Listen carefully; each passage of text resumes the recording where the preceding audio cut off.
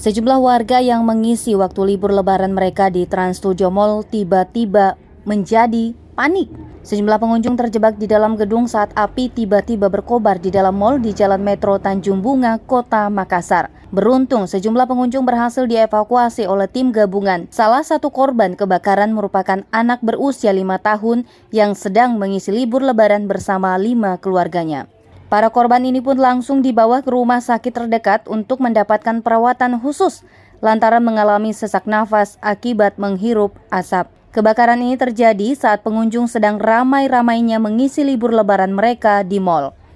Untuk kejadian yang terjadi di Mall Trans di Makassar ini, seluruh tim SAR termasuk damkar, karena ini adalah merupakan kebakaran yang terjadi di Mall Trans akibat karena lampu LED yang meleleh sehingga terbakar di tempatnya itu, sehingga menjalar api tersebut ke seluruh ruangan yang terkena kebakaran itu.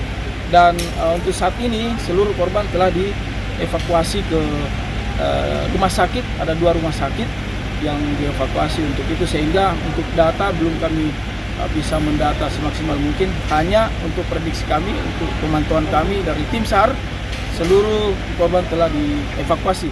Dalam kejadian ini, Wali Kota Makassar Dani Pomanto turun langsung ke lokasi kejadian dan telah berkoordinasi oleh pihak terkait, baik Kapolda Sulsel dan pihak terkait lainnya untuk melakukan langkah evakuasi korban di kebakaran ini.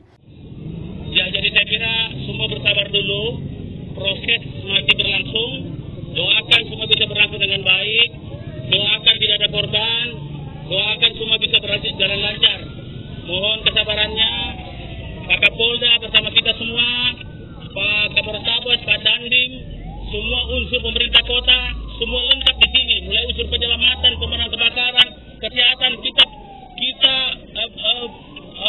penuh, tim penuh, termasuk dari Polrestabes, dari Brimob, semua dalam semua peralatan yang menyangkut penyelamatan semua sekarang dikerahkan sepenuhnya di sini.